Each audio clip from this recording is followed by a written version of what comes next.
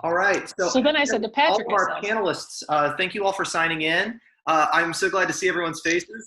It's been a long haul the past couple months, but I'm really excited we're able to do this today. If you're just joining us as an attendee, go ahead and put yourself on mute for this first part. And if you are a panelist, go ahead and unmute yourself so that we can have a kind of a roundtable discussion when that's appropriate.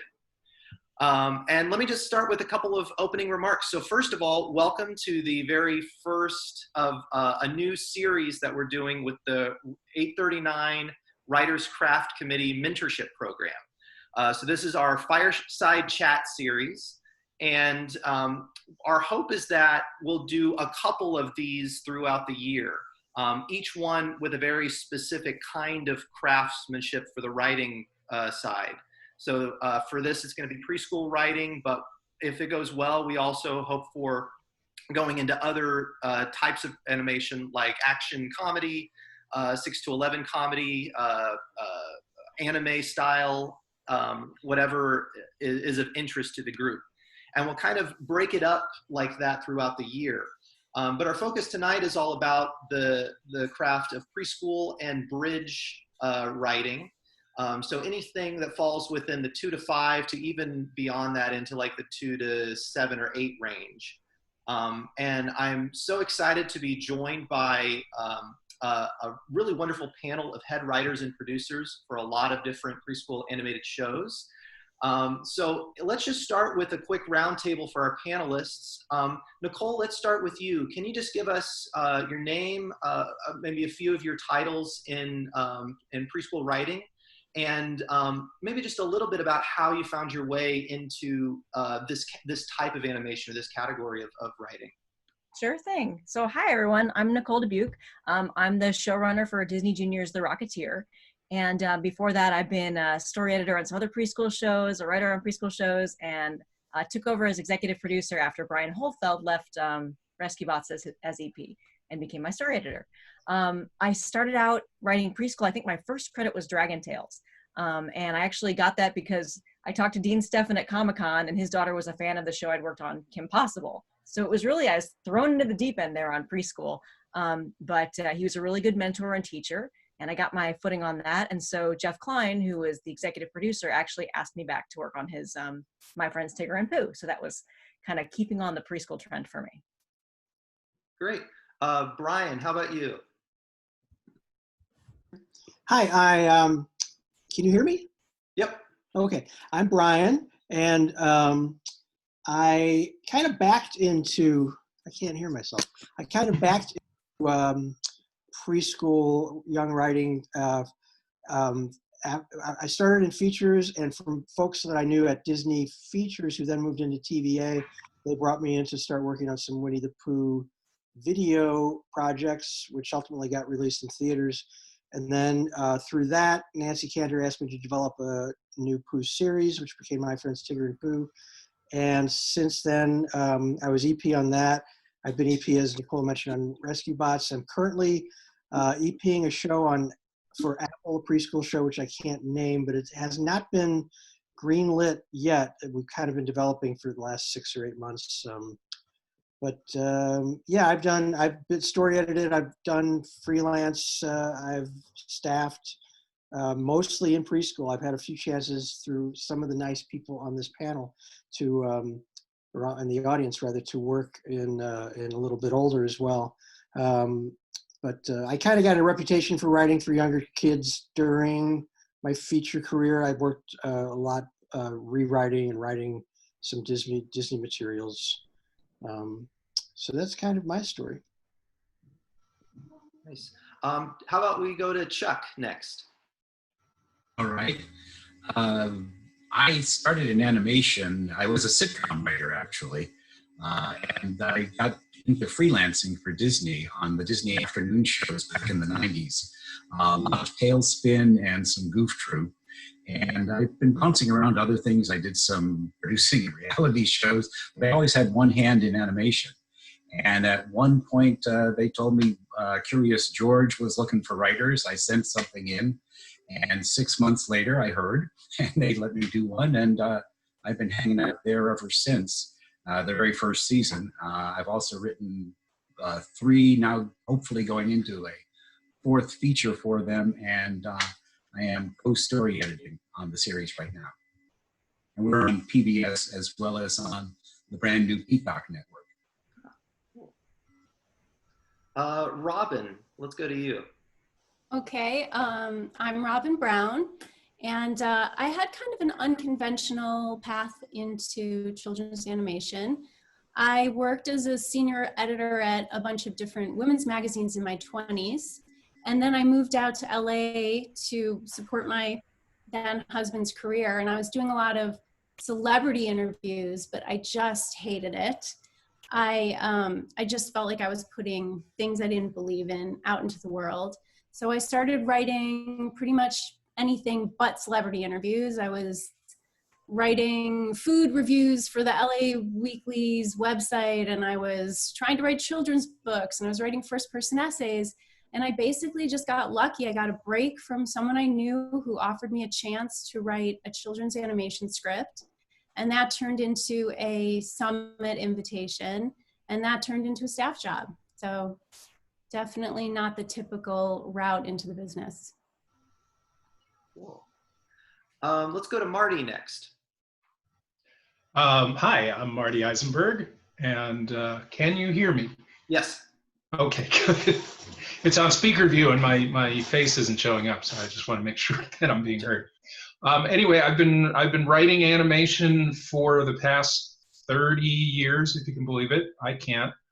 And primarily known as an action adventure writer, superhero type things. Done a lot of work for Marvel in the recent years. And I'm a fairly recent convert to the world of preschool and bridge. I'm currently, my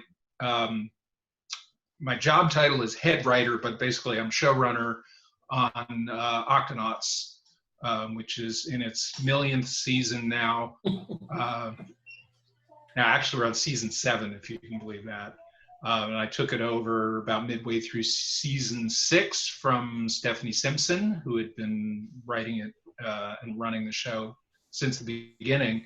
So I was fortunate enough to start on something that had already been established, and all of, most of the bugs, if not all of them, had been worked out.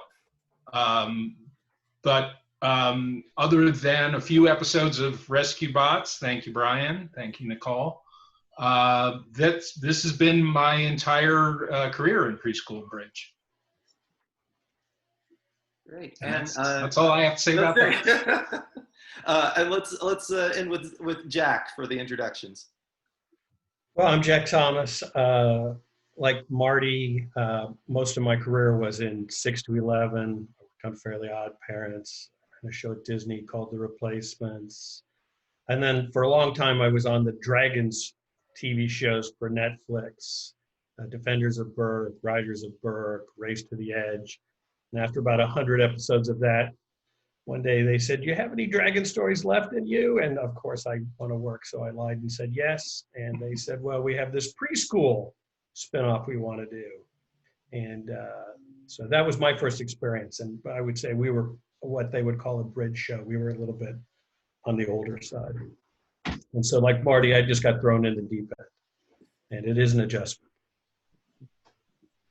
So that's an interesting segue, Jack, for just the adjustment of it. And I think it's something we'll talk about a lot tonight, is some of the specifics that make preschool writing a little bit different than other animation writing.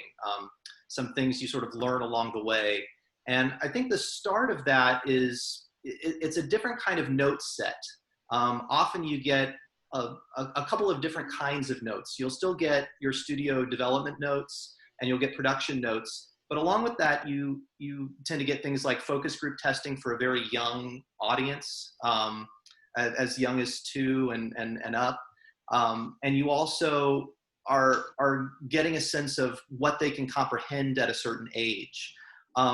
So let me start with this for anyone on the panel. What was it like to kind of dive into the preschool work and just know that there were more limitations that you may have had to deal with or overcome at that early stage? Was it an easy adjustment? Is it something you're still figuring out as you go along? As the transition, is it something that you're still learning? And do you have any advice for anyone that maybe is starting in the preschool writing space and has a long road to go in terms of what they're learning about the audience and age groups? Well, yeah, I was going to say we didn't have focus testing, so I'll defer to the. Yeah, we don't have focus testing either, but I will say, because I've been at this so long, I started when I think the broadcast standards were a little stricter than they became, particularly on cable, but the broadcast standards were pretty stringent, and it's more like going back to an old set of handcuffs rather than putting a new one on. An unfortunate metaphor, that. But I think mostly it's common sense. And we're very fortunate on our show to have people who've been doing this on the production end much, much longer than I have. So they know where the comprehension issues are, and we'll always flag them. And we have an educational consultant who will also chime in. But I think because I'm already joining a pretty well-oiled machine, it was a pretty smooth transition for me personally. Can I chime in? Sure. It was a surprise to me going from into television that there were educational consultants. I guess I shouldn't have been surprised, but I think, of course, Sesame Street started all that. And I think then people saw that the consultants saw a niche and tried to fill it. And it's become a business unto itself, being an educational consultant for children's television. And some people are better at it than others. I've noticed it went away for a while. There was actually kind of, after Dora, everybody talked to the camera for the next 5 years and had an educational consultant. And then it kind of went away for a while. It was, luckily, during the period we were doing Rescue Bots, we had no curriculum, no educational consultant. It was fantastic. We got to tell the stories we wanted to tell. And of course, we didn't abuse it. But now it seems like it's swinging back the other way. Everywhere I go, I'm confronted by one or more educational consultants. And a lot of them want to be producers. A lot of them want to be writers, and a lot of them are acting as if they're producers. So it's very hard to tell the stories, to retain any kind of magic in the world of preschool is just getting, to me, harder and harder and harder. I'm kind of in a cynical place about it right now, just because of my last few, actually several, more than a few, several experiences in the shows I've been working on. So that, to me, it is a bit of a shock, and it is, I understand. To me, the educational consultant's job is to help you understand the developmental stages of children, what they're going to understand, whether they're going to understand this story, whether they can follow the plot. When they start getting into, writing dialogue for you and changing the story, and, even more like wanting, it's just that to me is like, just, you hired us to be creative, please let us do it. See, now we can all guess exactly where you are, Brian, based on that story. I know exactly which educational consultant you're talking about. Oh, no. But just so we don't scare on everybody, I want to say that I'm at Disney, and I have felt that the ed consultants have been pretty collaborative, and I haven't felt too handcuffed. And if anything, I think for my writing team, I sometimes am the handcuffs, because I feel like I'm usually reminding everybody, well, would a 3-year-old really need to learn that? Is that something that a 3-year-old really needs to know? There are a lot of tropes that we know are funny, we know work, but, are they meaningful to a 3-year-old? Like, the example I always use is, does a 3-year-old really need a story about multitasking? We all know that story. We've seen it, a million times. It's funny. But I think that the if there's any advice that I could give in terms of the specific age range, it's to try to get to know some kids that are actually 3 to 5. It's a lot younger than you remember. And there is definitely a distinct tone that's different between 3 to 5 and 5 to 8. And I feel like a lot of great pitches come my way that would be so great for a 5 to 8 show, but we have to say no because that's not who we're making the show for.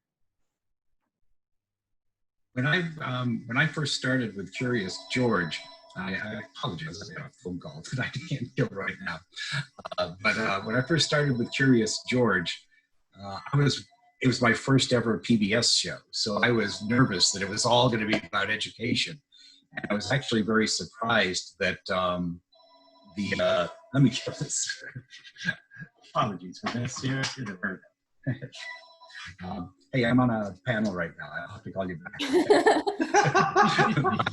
So this is now it's really like Comic-Con. Yeah, it could be somebody here. Who knows? That's right. Anyway, I was surprised.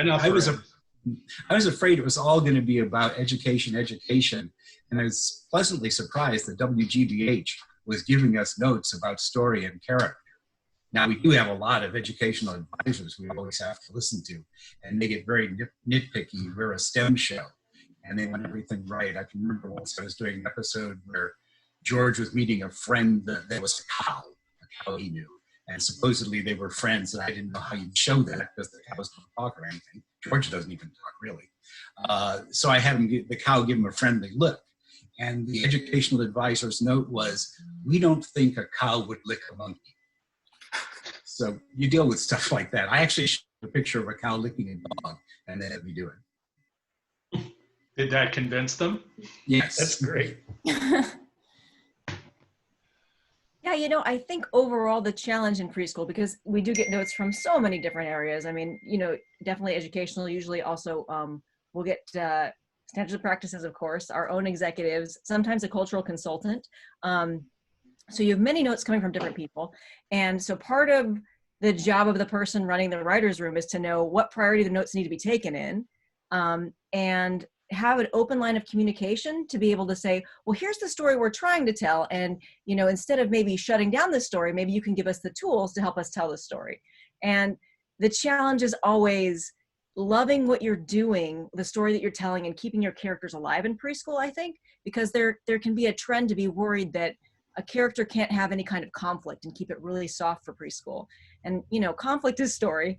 And you want your characters to be distinct and have their own flaws. And so there's a push-pull in preschool that I found that executives often want their characters to be likable and not model any bad behavior. So it's walking that kind of fine line of still being able to tell a satisfying, magical story within these parameters. And there are so many parameters. Cool. I'm only going to ask a couple more questions, and then I promise we'll open it up to our many participants here. Wow, we have 50 participants in this Zoom call. So I'm really impressed with the numbers for this. Another thing that I've noticed just in working in preschool is that often that you get large orders for the show. You will, I look at Curious George, which is, I'm sure it's on its 100th, beyond 100th episode, 200 episodes maybe by this point. Yeah, we're getting near 200. We got an order. They did 108 for PBS, which is 211s each. And then they got an order for 90 more originally for Hulu, but with the whole Disney buying Hulu and that changing, they bought back the rights and it's now on Peacock. So we're going to have close to 400 stories by the end of this year. And I think a lot of participants who are in the freelance world probably have experienced trying to come into a show that's not in its early seasons for preschool, and they're figuring out how to pitch an episode, how to kind of get through at least one log line in order to get through and actually write an episode. So I'm very curious, especially for those that have worked on shows that have these larger orders, what are some tips and strategies you might have for trying to get that first episode through and kind of make it available. Since we have a Curious George person here that deals with this all the time, I'd like to start with you on this one, Chuck. It's really hard. I have to admit, it's hard for us. And even the writers who we've used all along, and myself included, will pitch something. I go, no, back in season 7, there was the time George already did that. We really are running out. We find ourselves more and more, he's getting on airplanes, going different places because, oh, he hasn't been to the Arctic yet, and things like that, where the first several seasons he was in the backyard most of the time. But the main thing is if you come up with a good character story, it's just fun to watch and go through. And hopefully, and if you've got some good ideas in there also, the staff will sometimes say, we like this, and pick a couple things out and help a writer craft an episode around that. When you're looking at and reviewing pitches, what is it about the character story that really has to stand out? Are there, beats thrown in along the way, like you were saying, where you kind of see how the story plays out, or are you looking for just something to play with that character? Well, I really, a lot of people may think, and I don't think anyone here does, but that writing for children's television, the rules are somewhat different. You still want to hook into the character and get the story going early, get some twists in there, a fun reveal at the end, a button, and hopefully you're caring about the character and you're understanding why the character is worried about stuff. So that's really what it just comes down to in terms of make sure George, there's always something going on where George is driving most of the story and we're empathizing with what he's going through.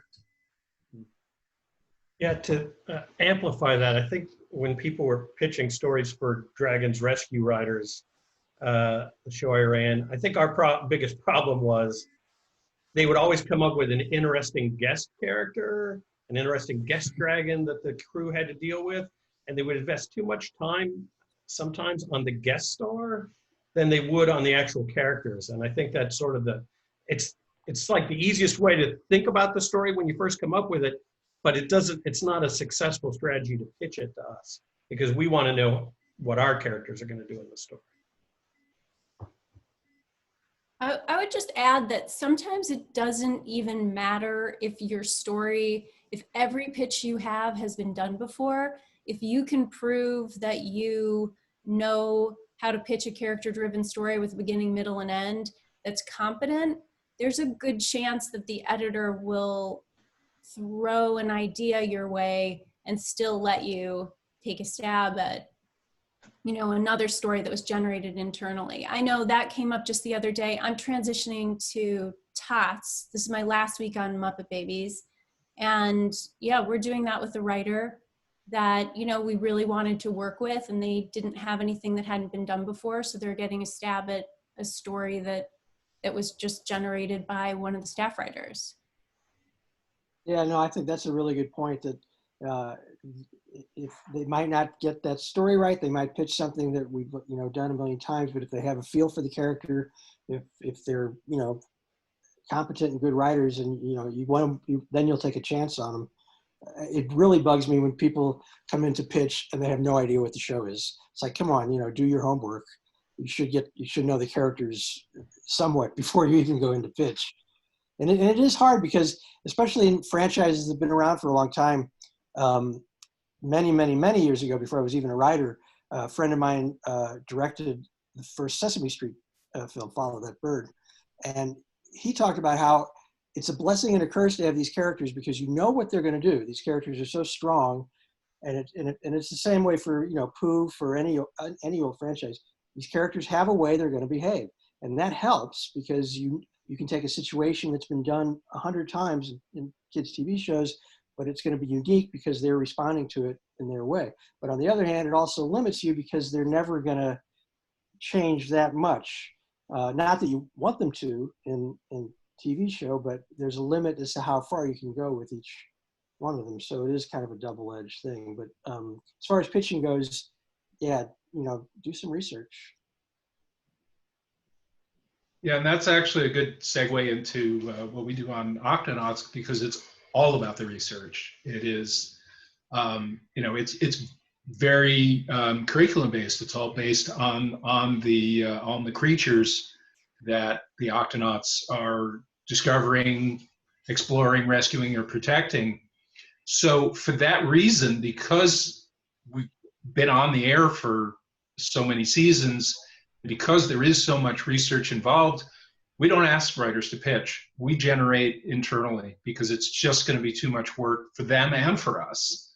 So it's basically me and Rich Vogel is the story editor, and the internet, all of the internet, basically. Lots of nature documentaries, and we have fortunately we have a very good researcher on staff who's constantly generating documents with, hey, here's an interesting creature, maybe build a story around this.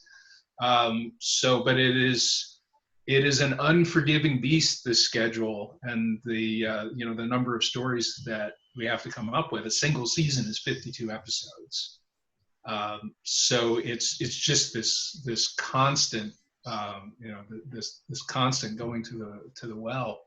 Luckily, it's a big world and there's a lot of creatures, so there's a lot of stories. And from a character perspective, what's nice is from season 6 and beyond, the cast has expanded considerably.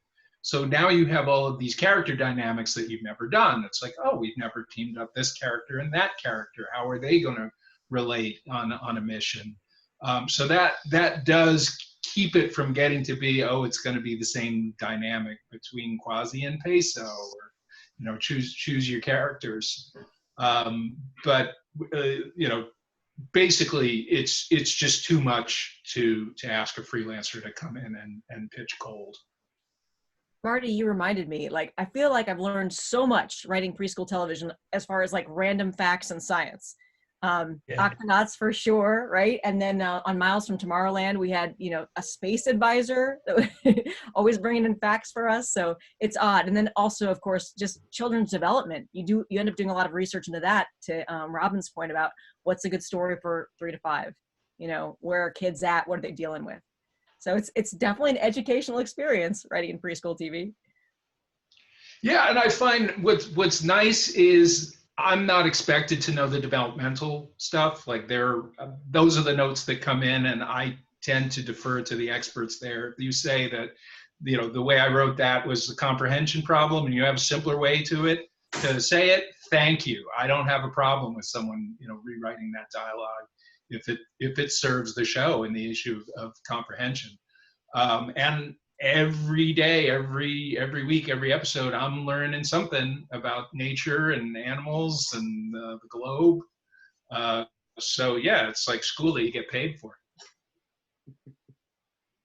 One more question from me, and then we'll open it up to our participants. This is sort of a hypothetical, but maybe you've experienced before kind of question. Let's say you have a new staff writer on your series, whether it's freelance or not. This staff writer has done some preschool work before, but it's their first time working in a staff environment. And so they're going to be going through all stages of the writing process, from pitch to polish. Are there any opening tips, strategies, guidelines, things that they should avoid, things that they should look out for, advice that you might have for a new staff writer coming into your show in particular, but maybe just a preschool environment,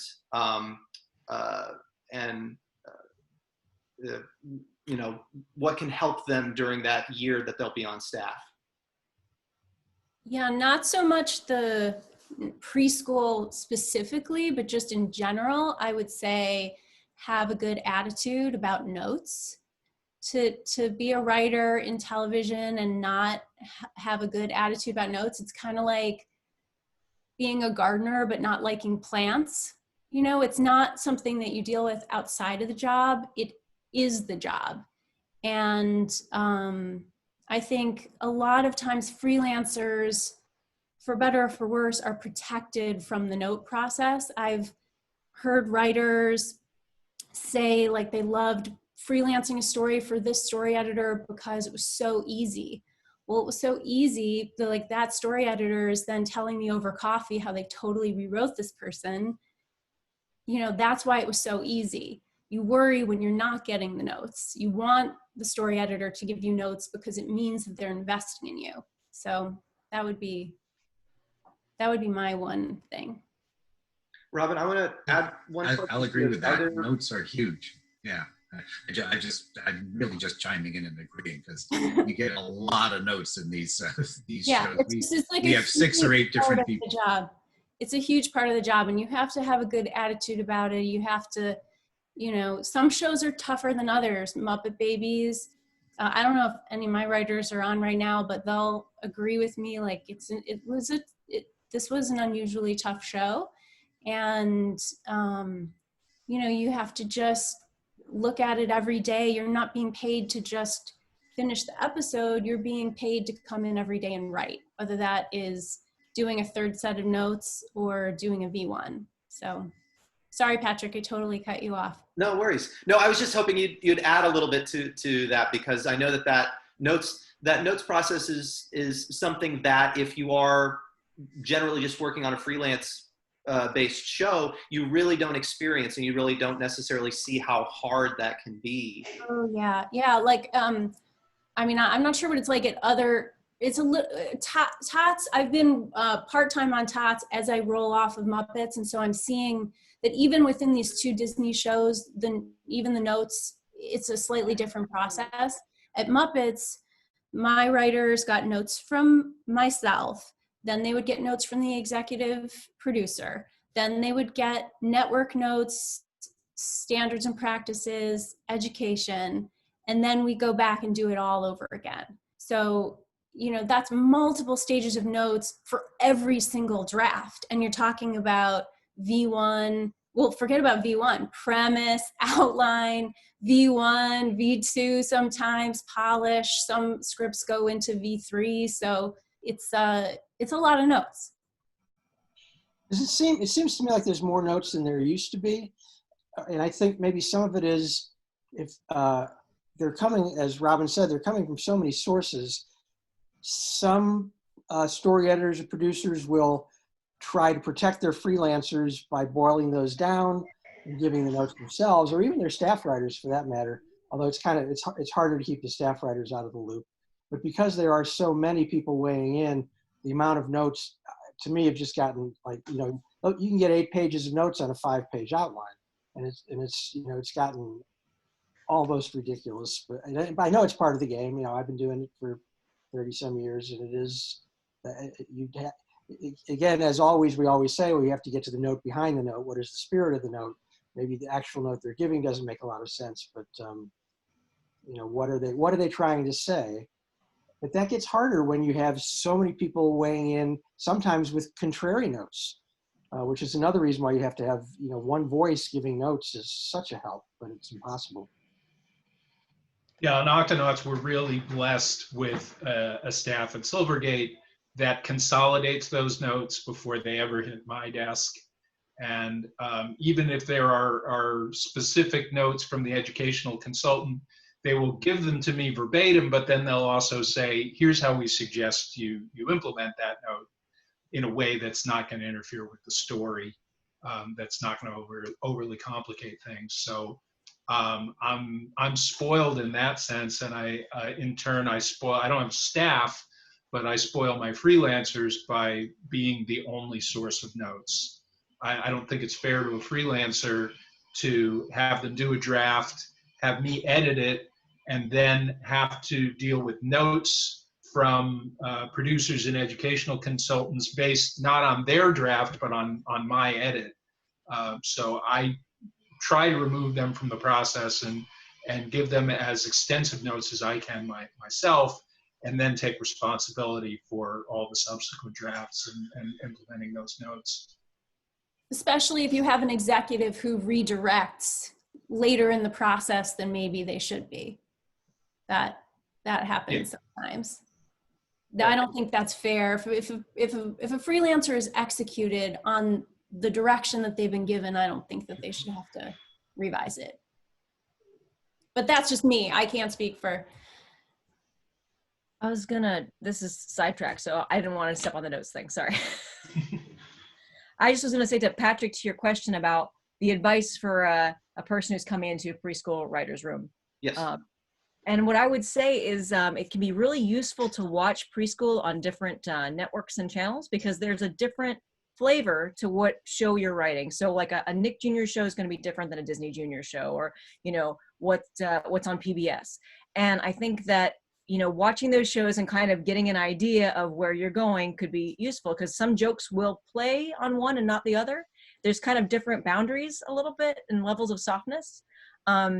Overall, the big one is, you know, especially when you're coming from a 6 to 11, what you can't do, like the surprises that constantly come about what you can't do, or what could be misinterpreted as possibly dangerous. So that's, I guess, going in, you would have to say, like, just so you know, there's going to be some crazy ground rules here. But then the challenge becomes find the magical, fantastical way to do those similar things. Because if something is fantastical, then you can usually get away with it because it's not imitatable.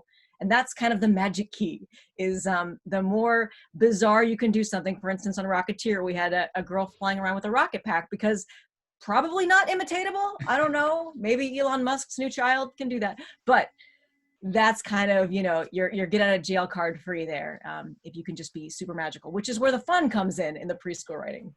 So that's my advice. I agree with the sentiment of watch some preschool before you get into it. When I knew I was going to have to do a preschool action adventure show, I sat down and watched a bunch of, was it Lion Guard? And I learned right away, one of the first things I learned was your stakes in preschool, if you're going to have stakes, should be implied. When you see the hyenas chasing the jackals, you never have to say, those hyenas are going to kill that jackal. You never say that, because kids just know that the animal chasing the other animal is a dangerous situation, so you should go rescue the animal being chased. And that was our mantra on Rescue Riders. Stakes are always implied. We never articulate them out loud. I think if you're writing preschool, a couple of things that I've noticed, I don't know about you guys, I had all kid actors, and I think that seems to be a trend with preschool, is to use real kids in the parts. I think that means pragmatically you're writing shorter lines for them to handle. And little kids' frame of reference, you want to have more back and forth. If you're trying to get out a complex idea, you split it up between characters instead of letting one kid explain his logical syllogism, because the kids will get lost on it. And then as to the notes thing, I think you do want to protect your writers from the notes. I think that's, Robin, is correct from that. And I think for us as showrunners, I think it's always incumbent on us early in the process to build that trust with the executives, that we hear their notes, that we're going to try to address their notes, so that when we finally do get to the point where we're pushing back on something, they know that it's not just because it's a note and they're the suits and we're not. You have to, early on in the process, build something up with them. And we were just, I think I was just lucky at DreamWorks, because it was before Netflix started giving notes. And they were very much, we had one of our execs was from Sesame Street, so she kept us in line as far as making things too dangerous. But hey, we had fire-breathing dragons, so there was going to be fire. Right. We just couldn't have it ever indoors. That was the rule. I think just to sort of jump and add to what Nicole was saying about, you know, advice to staff writers is, and I don't think it's specific to preschool or live action or animation, is learn how to read the room, and understand, what the parameters are of whatever you're doing. And it's important to listen even more than contribute.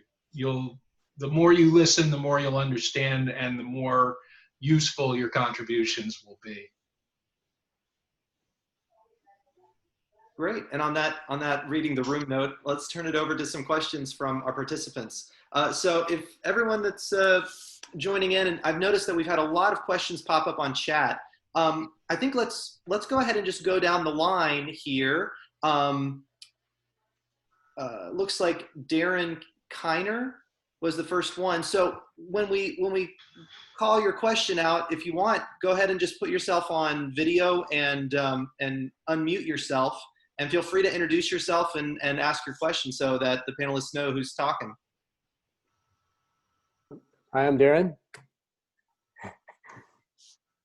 Hey, Darren. Thanks for talking tonight. This is great. You guys are super informative. Appreciate it. My question is there demand right now for preschool content, like because of all the streamers and everyone wanting content? Oh Yes. Yeah, why wouldn't there be? Yeah. Insane demand right now. For new shows or just more of the same shows that exist? Yes. Both, yeah. Awesome. That's really great to hear. Thank you both. Thank you all very much. I think, this kind of gets into one of the further down questions, but there's so much talk about bridge shows now, and a lot of preschool shows start out thinking they want to be bridge shows, but then they pull back to preschool, or vice versa. So sometimes you end up doing a show that you didn't really sign on for, or an episode that you didn't really thought you weren't signing on for, because the whole thrust of the show changes while they're developing or even while you're writing it. So there's probably more of a demand for preschool than there is for bridge, but only because they changed it back to preschool once they've. For some reason, everybody's afraid of that. Does anybody else? Well, I think that the reasoning is I think you follow the money. I think that preschool shows sell a lot of product in a way that 5 to 8 doesn't. And so that is a really important segment.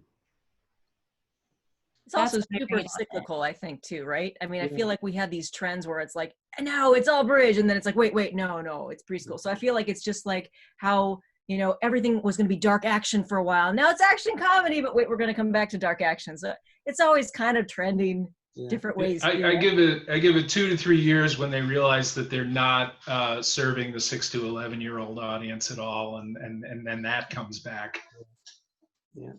Yeah, Dragon's Rescue Ride was originally 3 to 5, and when I took it over, we aged it up to 5 to 7. But the show I'm about to do, they specifically want me to age it back from 5 to 7 to 3 to 5, which should be quite an experience. Which I also think that something else really related to this, there are also trends in sort of what the shows are going to be. It seemed like 2 or 3 years ago, everything I was pitched was a monster show. There were just like so many monster shows in development, and they all kind of hit the air at the same time. And it's usually, a live or a human character working with monsters.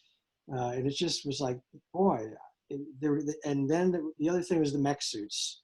That was the most recent one. Everything went from into mech suits. And I think some of that, I think I pat myself on the back, but what's going on? Someone's hijacking. Ernie, ruined it for everyone. I want to see your browser history, Ernie. Be careful, Ernie. Be careful. I lost my train of thought, but I was done talking anyway. So. It's Ernie's fault. Let's go ahead and go to the next question. Better take cover.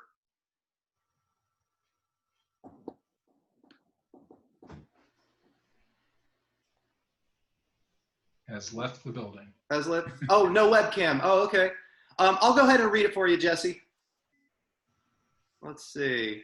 If you work in adult, primetime, raunchy, irreverent, uncensored animation, are there any problems hopping the fence to play on the lighter, sweeter, G-rated side of things? Can an artist, writer, creator move freely between both audiences? This is kind of interesting. So we have a lot of people that maybe have focused on one type of animation writing style, and they're looking into a very vastly different style. Like you said, R-rated comedy to preschool. Do you know folks that have made the jump? Yes, and also the other way too. I've known a lot of people right in preschool that go start doing some dark stuff too. So writing is writing. We're always back to that, right? Just like we don't turn off our brains when we write for live action television. Writing is writing.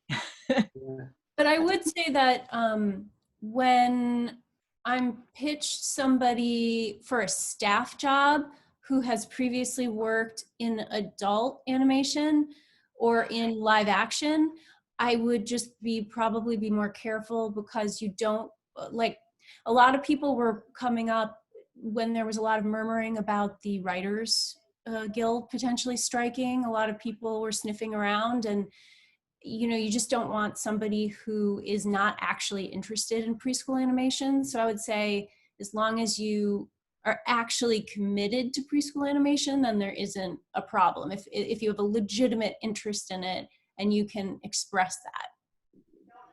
Yeah, I agree. I think it's important to have a dog in the game, or whatever the saying is. That I started in children's theater, writing plays, participation plays where you knew within 30, you had to keep your audience, and I was acting in them too. But that led me into sort of being a student of children's literature and children's development, and it really does help to sort of be passionate about it, of course, as you would with any kind of style of writing or any genre or any stories you're interested in telling. But as Nicole said, writing is writing, and I think as Robin said earlier, a lot of it is just common sense about the rules of not only S&P and notes and everything, but just how does this world differ that you're writing here differ from that world. And so some people I don't think would be interested in writing preschool, and that's fine. But as Robin said, don't come trying to get my job. It's a bummer to work. I don't know. I bet everybody's at some point on this panel worked with somebody who really actually wanted to work in live action and kind of felt like maybe they were slumming it a little in preschool. And that's just not fun, You don't want to work with that person. You want to work with people who have like a genuine love for this audience. So. And in some ways, I don't think it's as bad as it used to be, but it felt like sometimes the preschool was kind of the red-haired stepchild of animation too. It was like there was like live action animation, and preschool animation. We're very sorry, kind of thing. But it's. I think a lot of that is again about follow the money. Maybe, I don't know. And we're having more fun than they are. That's right. Yeah. But they're making more money. So. They are making more money. They're making more money, but by and large, people who work in animation are so much nicer than people who work And people who work in preschool are the nicest of the bunch. They're just, or at least my experience at DreamWorks. 100%. Yeah. And we normally get to go home at a normal hour when we have some place to go that isn't home. Right. Now we always get to go home at a normal Mm-hmm. Oh yeah, I was home early tonight. Let's go to Bella next. Hi, I'm Bella Custer. I was just wondering what percentage of your writers are freelancers versus the staffed writers? I can answer that first. It's 100%. Technically, I'm a freelancer too. I'm not on a weekly salary. Even though I'm head writer, showrunner, I'm still paid and hired as a freelancer. That's what working non-union's all about, folks. That's exactly how it works on Curious George too. There are no staff writers. Yeah, I think it does depend on the show and on whether it's union, non-union. Every show is different. Rocketeer was all staff. We didn't use any freelancers at all. And some shows, like the show I'm going to be working on, is going to be all freelancers. So it just kind of depends. I had 4 staffers. I had 4 staff spots at Muppet Babies, but I traded all of my freelance to make one of those spots a writing team. So I had 5 writers but it was 4 writing spots. Yeah, Brian already spoke. Oh, go. Yeah, on Rescue Writers, we had 2 writers and a story editor who saved my life. But then we had 5 freelance scripts that we could give out, but we ended up giving one to our script coordinator. And then on this next show that I'm about to do, well, we'll see what the deal is, but I think it's all freelance and when I have a story editor. So again, it just depends. Yeah, I was going to say, Brian spoke to Rocketeer staff. When I was at Hasbro on My Little Pony, we had two story editors, and then everything was freelance. So just kind of a hybrid there, because that one was also union, but It seems like most union, though, has gone staff. It seems like there's a lot less union freelance than there used to be. Yeah. I think it's a better product in the end when you do it that way. And I think you can sell them on the idea that those people learn the show. And there's a value to having the writers right next to the storyboard artists so they can go back and forth and talk to each other. I love having a staff. I think it's the best way to do a show, but sometimes you just don't have that option financially. Yeah, I would say it's not that I don't have a staff because I don't want one. I would love to have a staff too. I just have not. It has not been in the cards that any show that I've been running has actually had one. I've always had or at least in most recent shows I've done, I've had a full-time consultant or story editor working under me, which is much easier than going it alone. But I've never had to run a staff. I think it's just Disney, DreamWorks, and Nickelodeon that are still doing writers' rooms, right? Is anybody, Rick, do you have a writer's room? Yay or nay?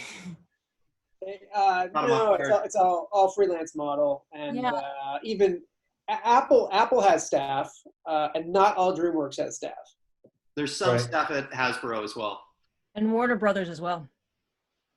And cartoon, there were Okay. 2 writers on regular shows, one of the writers on regular show. Yeah, Cartoon Network will usually have some staffs as well. Let's go to Andrew next. Hello. Can you hear me? Yes. Yes. Awesome. I'm Andrew. I've been also working in preschool TV for just a little bit, and I've been having a blast. And I'm wondering what you guys, what keeps you excited and inspired to continue working in preschool? Beyond the paycheck? Beyond the paycheck, yeah, that's usually the first step. For me, and we touched on it before, is just I get to learn something every day, and I am not a science person. I was a theater geek growing up. I mean, I wasn't afraid of science or wasn't. I didn't feel like I was not good at it, but it was not something that I was interested in. So it's an opportunity to sort of make up for lost time and learn a lot about nature and biology and creatures. And so I think that's the most, it's also the probably the most tedious part of the job, but it's the most rewarding, is to be able to learn new things and then instill them upon young people. I love being able to tell kids things that I think are true about the world, things that I think will help lift them up in some way. And especially now, I think things are finally turning. There are opportunities to actually show kids, to give kids on-screen representation that have not previously been able to see themselves on television before. Well, I think that's all true. I also think part of the fun of preschool is the sort of challenge of, all right, how can I tell this story and make it interesting with the limited toolbox that I'm allowed to have? And as a creative person, that's sort of fun, right? If you know what your boundaries are, and you know you've got to try to tell a story about, say, trust, and you got 11 minutes to do it or 22 minutes to do it, and I think that's fun. I think that the challenge of it is fun. It can also be like, oops, sorry, did I interrupt you, Chuck? Okay, Nicole, sorry. go ahead. I was gonna say, I think it's tremendously reassuring sometimes too. It's nice to see people being nice to each other, and you get a chance to put good and positive vibes into the world. And when you have really sweet characters, it's nice to be able to do that. So I think that's kind of the built-in kind of feel good of preschool. that's there. Mhm. I also find one of the other really cool things is that I'm channeling stuff from my childhood. Something that my mom might have said, some kind of rhyme that stuck in my head. Now I can share it with a large group of people this way. So that's another great thing. Nice. All right.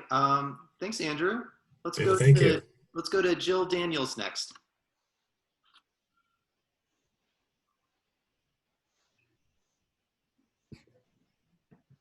If she's, oh, there we go. Hi. So I know that there has been a lot of limiting as far as the preschool, and you guys talked about that some. If you could do the preschool show of your dreams, like, you know, you can kind of do whatever you want. What would that look like if you had kind of ultimate freedom in the preschool arena? Oh. There's like one show that I pitched 10 years ago that boy, I wish it would have gone. And then I got the chance to kind of revive it again 2 or 3 years ago at Amazon, and then they got rid of their preschool thing. So that just personally, that's my own.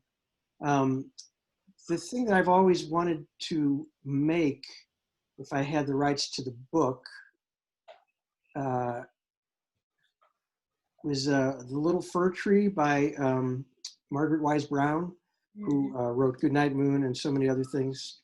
In fact, I did write a play version of it kind of illegally, but it's a great story behind it. I won't take up too much time, but every other title that she wrote is owned by her estate. But this one, she gave the rights to a little kid in the neighborhood, who then grew up to be an 80-year-old cranky attorney in New England and who didn't want to get rid of the rights. So I spent many years, and this is a long time ago, just trying to get the rights to that. But now it's just kind of like, I don't even know where it is.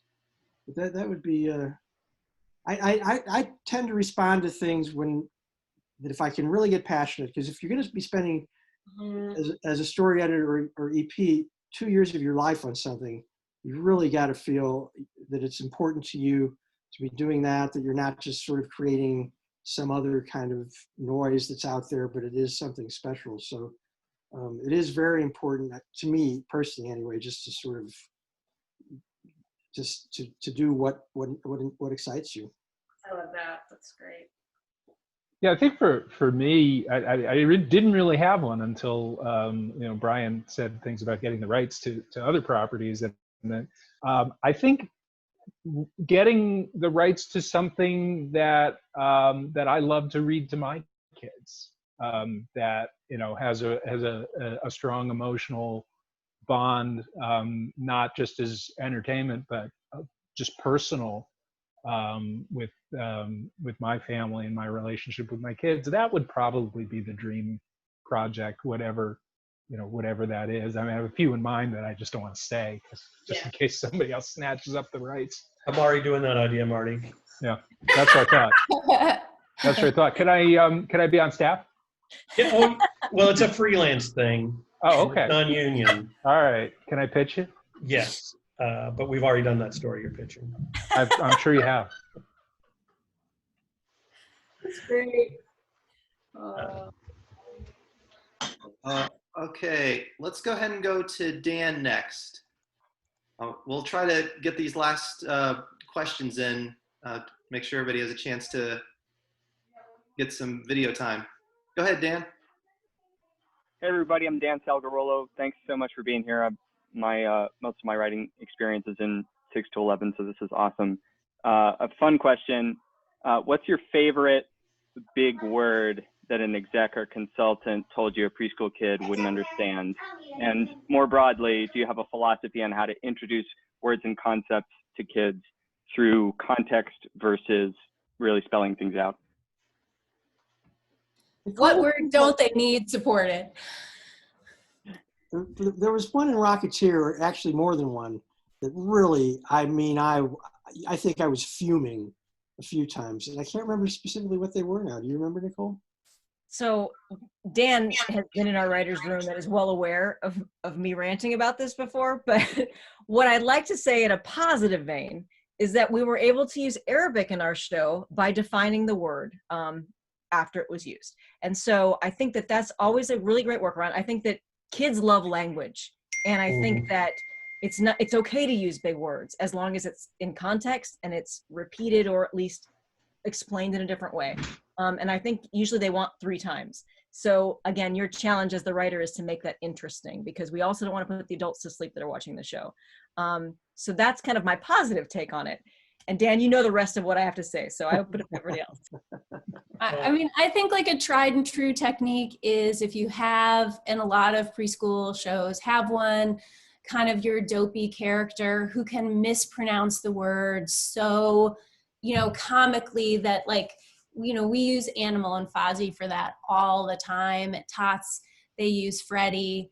My favorite was for appreciate. I liked Smash Appreciate. We went with Squishiate, but that one, I'll always remember that one. Yeah, it's very valuable to have that character. On our show, he was named Burple, and he would never understand things. And then, Burple, we want to enlighten you. Oh, I can do it. And he'll go light a lantern, and then they'll explain, no, that's not enlightening. It's teaching somebody. And then that's such a staple. It's such a valuable thing to have, is that sort of simpler, very innocent, naive, not unintelligent character who can, you can get so many things in that way. And then you can always throw it in their face. You go to the execs, go, we're trying to teach kids here. Let us teach kids. Yeah, my question to them is, when they say, well, they won't understand this word, I always say, well, isn't this a good opportunity to teach it to them? Because sometimes they just will say, no, you can't don't use that word. We told you not to do it, don't do it. And that's when, I think that's when I was fuming during Rocketeer. Well, I think on a show like Octonauts, where you have, the curriculum is so based on animals and creatures, and already you're going to have to define what the names of those creatures are, and you can't dance around it. You have to use the real name, and you can get away with things like Portuguese man of war, and there was another one I just saw. Anyway, I mean, if it is the actual fact, that speaks loudest than anything. So I tend to, as I said before, if they think it's a comprehension issue on a word, they've been doing this a lot longer than I have. I'll accept that. And if there's a simpler way, particularly to explain whatever the animal behavior is or the scientific fact that you're trying to get across, if they have a simpler way to say it, I am all for it. So I'm not as jaded as Brian is yet. You know what else gets in my craw is Tell us, Brian. Tell us, Brian. But wordplay. Kids love wordplay. That's how they learn language, is they're playing with it. The same way you play with toys, you play with words, that's how you learn. And there's been so many times when, kids, we don't do wordplay, or we don't do puns, or kids won't understand that because it's wordplay. It's like, well, yeah, but that's what kids do. And so that to me is when I hear that from an educational consultant, it makes my heart sick, because it's like. Although I think sometimes that's the excuse, and it's more, well, internationally the pun won't play because and we have to do this into 50 different languages. Yeah. So I've kind of resigned myself to, you can get away with a few little wordplay things, but by and large, you're going to have to deal with the challenge of, how are you going to say that in Arabic? How are you going to say that in Mandarin? Yeah. And yet, for somehow, I mean, with like Fozzie's jokes, we've done a million of them, and that was okay. So I don't know. All right. Next up, we have Todd.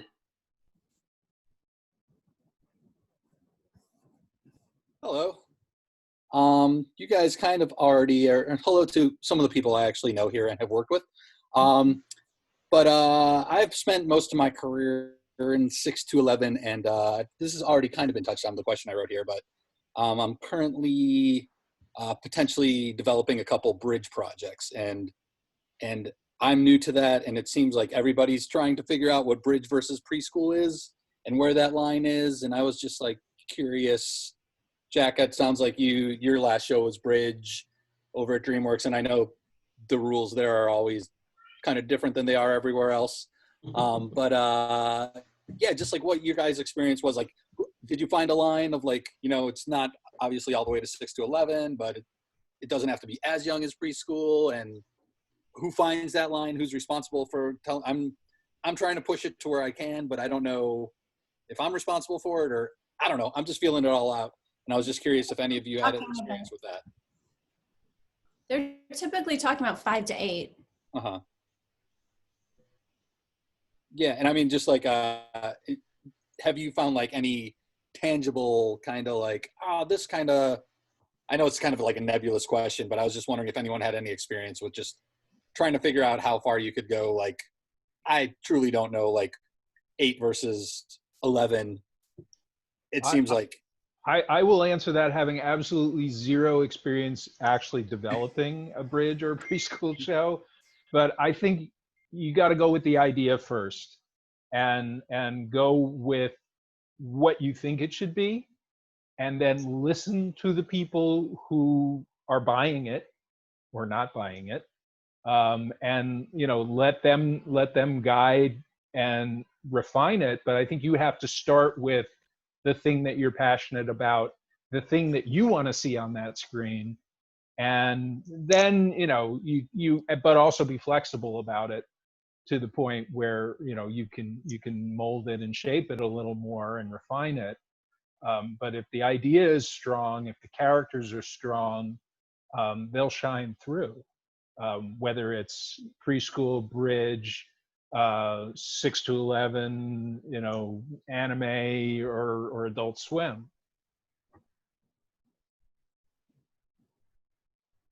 So I think it is really nebulous again, also like what studio you're with, kind of where that line is. But I feel like bridge will have a little bit more action, tension, stakes.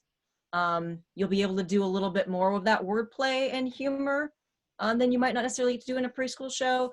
On a lot of the bridge stuff I've worked on, there hasn't been an educational consultant. So those are just personal experiences, but because Rescue Bots was bridge. And then some of the Disney Junior shows like Lion Guard was referenced earlier. That kind of trended toward bridge, whereas now they're pulling back more to that 3 to 5, really solid 3 to 5. So Disney's trending back towards preschool. Right now, Disney's trending back. Yep. Okay. So is DreamWorks, I think. Really? Yeah. Okay. I think you sort of write it like it's a 6 to 11, but simplify the language, imply the stakes, and I think the big thing that we wanted to do on this show, the big thing that got me to get it up to bridge was I had something that was specific for that age group. And I based it on my daughter in kindergarten and first grade. My big pitch was I wanted kids to be able to show that they could disagree with each other and still be friends at the end of the day. So we didn't want to be Village of the Happy People. And that inherently is a older concept than 3 to 5. And I think that if that's baked into the pitch, something like that, then I think it helps you push it toward bridge. So conflict is something that kind of you can edge up a little more for bridge versus preschool, like conflict between friends. Yeah, exactly.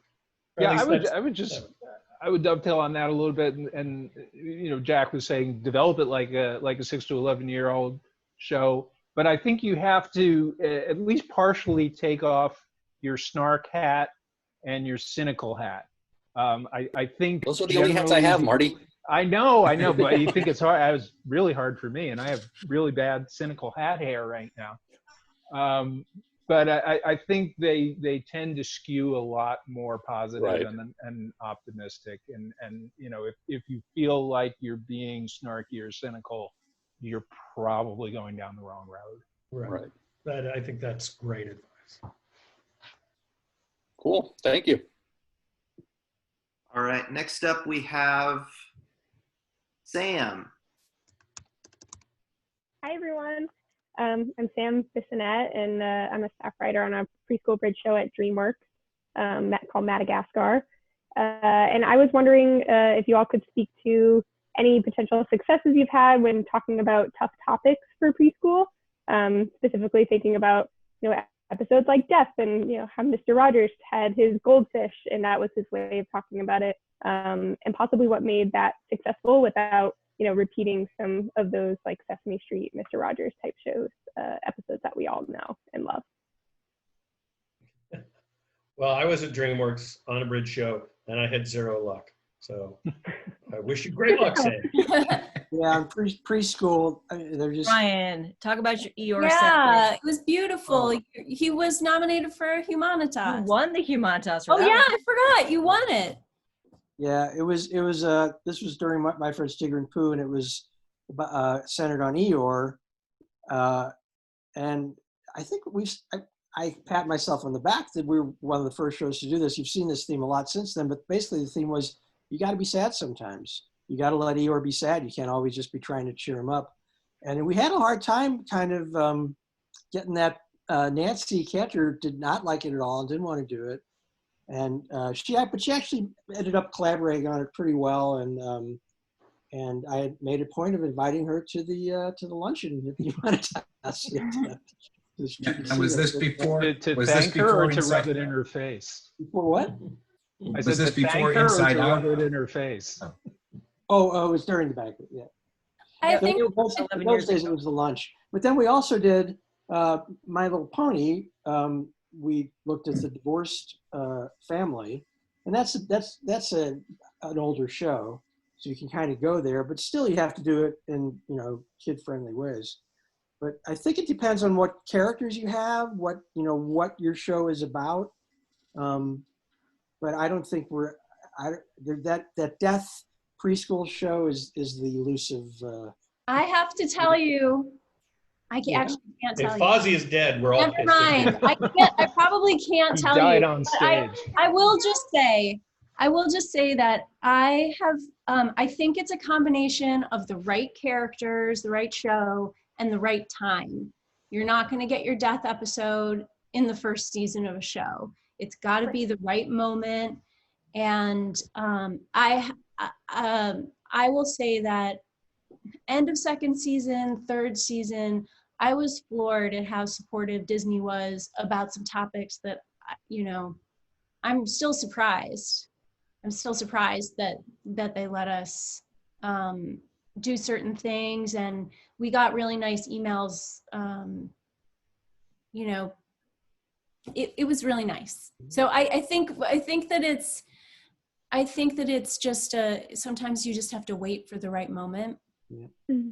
I still have not gotten over Mr. Hooper, so yeah. That was kind of like the landmark episode of Sesame Street that kind of changed everything.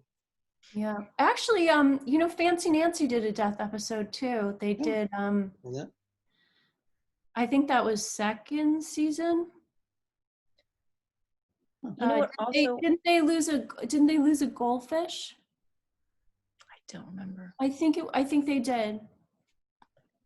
I think also My Little Pony was bridge, so it's a little bit older, but because we had magic, we were able to use metaphor so well. And I think that, telling that analog story can sometimes help. So we had a character that had been frozen. He was a warrior back in the day. He'd basically been frozen for 1,000 years. He was brought back and discovers the world is completely different around him. Kaita wrote this episode, if anybody knows him. The character just felt so out of place, he asked to be turned to stone. And we really use this as a metaphor for PTSD and suicide. And like, as an adult, you'll read it that way. And as a kid, you might not necessarily. But I think because you're able to present it in this magic way, you kind of get a different tool chest to tell the story. Yeah, metaphor, even if you don't have magic, metaphor is really great for telling all of the stories that you would not normally be able to. Great. Let's go to Michelle next. Hi, good evening, everyone. Thank you for being here. I'm coming from an animator's point of view. I was always on the production side. I was in the writer's room, boarding next to the writers on Pound Puppies at Hasbro. And I was always curious, like, do you guys get any people segueing from animation and going into writing? I mean, I'm hearing a lot of voices saying, "Oh, just go pitch that, go pitch that." Can you kind of demystify that for me? Do people usually come with an agent or set something up through?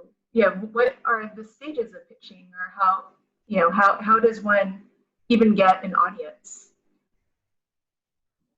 Are you talking about pitching an episode or pitching a series? Pitching an episode.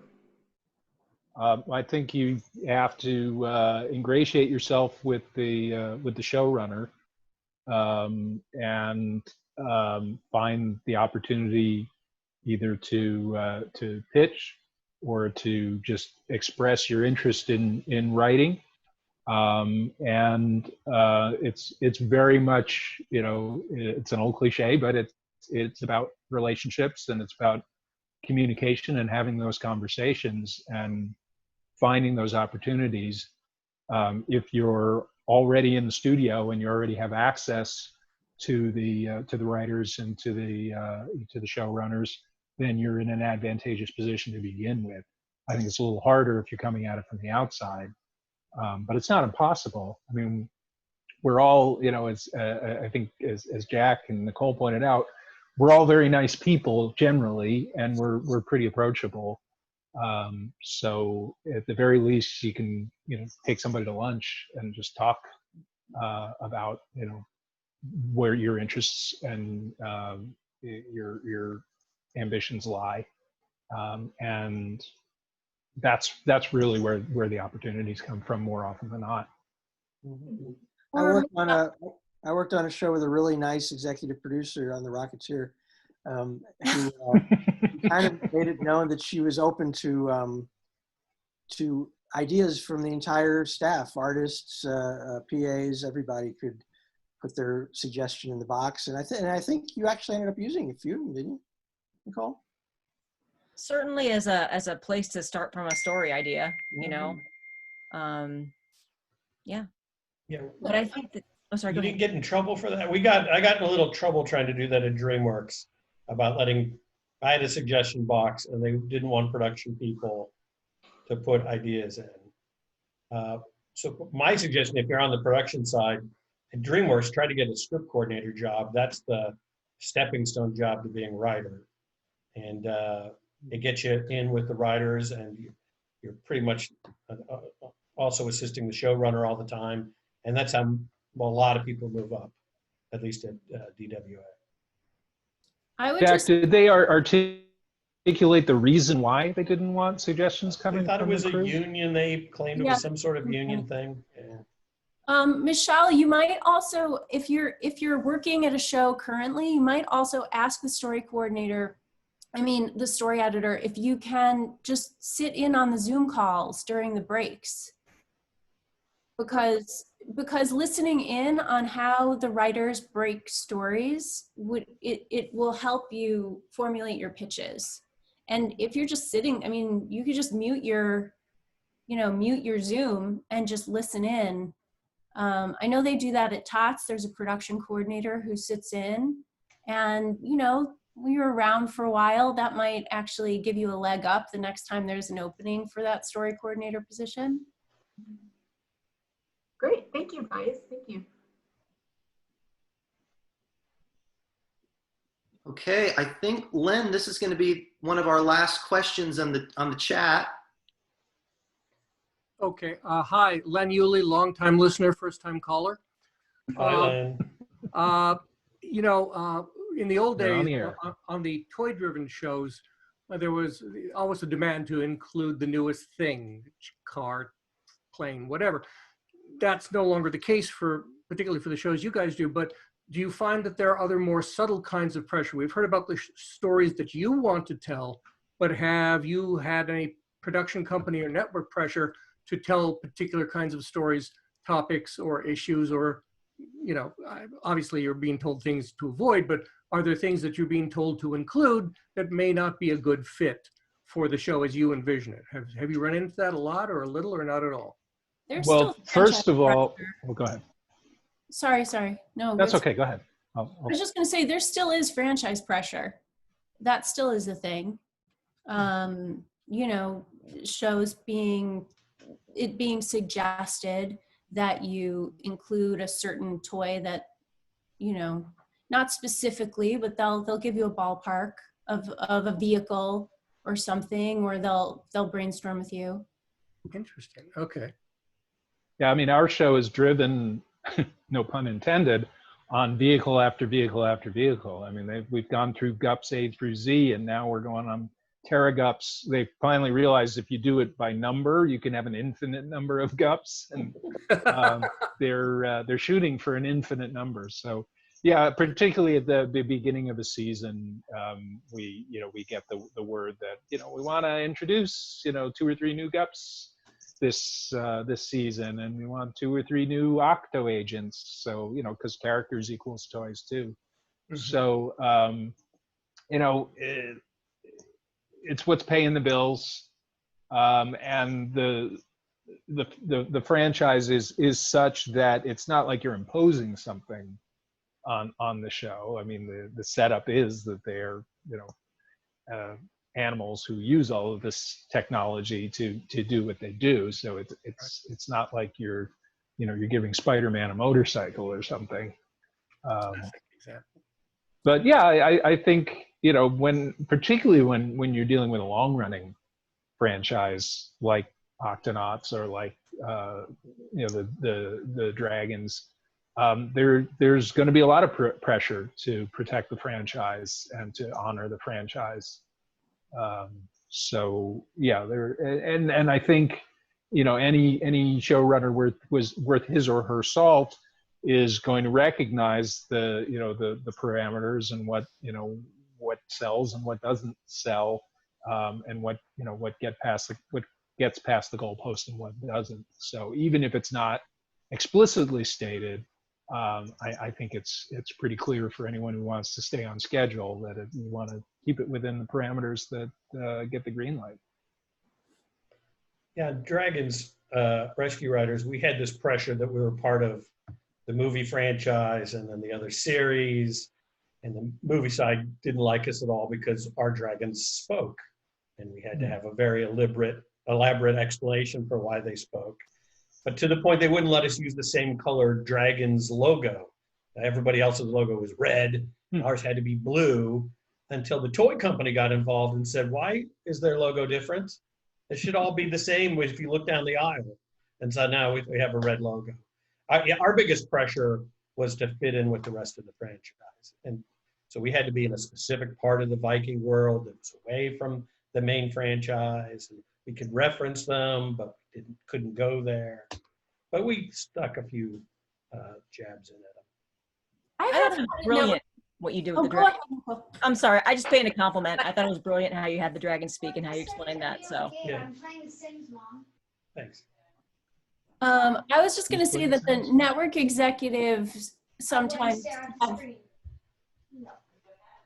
Sorry, I was hearing something. It's my daughter who doesn't know I'm on a Zoom call. The network executives sometimes will have an idea that kind of captures their fancy, and they'll ask if you can, you know, can you see if you can make that work? And you know, you try. Sometimes you can. But I wouldn't say I felt pressured, per se. Okay. At Hasbro, we did have toys given to us. What?